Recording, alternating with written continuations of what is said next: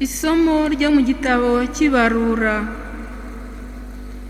Umuhanuzi Balamu w'umunyamahanga yari yaje kuvuma Isiraheli.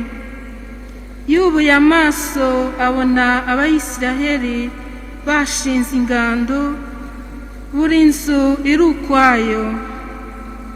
Umwuka w'Imana umusakaramo, maze abahanurira muri iki gisigo agira ati, arabivuze Balamu mwene Bewori, arabivuze umugabo ureba akageza kure, arabivuze uwumva amagambo y'Uhoraho, akabona ibyo Uhoraho amweretse, maze yaba yatwawe mu Mana, amaso ye agafunguka.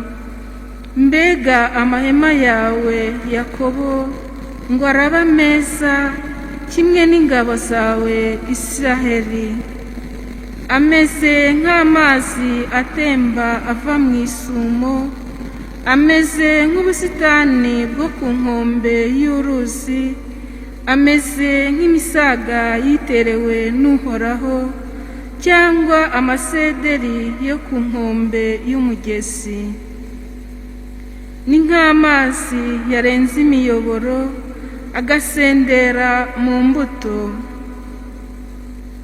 Umwami wa Isiraheli azaganza Agagi, maze ingoma ye izasagambe. Nuko yongera kubahanurira muri iki gisigo agira ati, ndabivuze Balamu mwene Bewori, ndi umugabo ureba nkitegereza. Ibizaba ndabyiyumvira, nyamara si ibya vuba. Ndabyitegereza ariko ntibindi bugufi.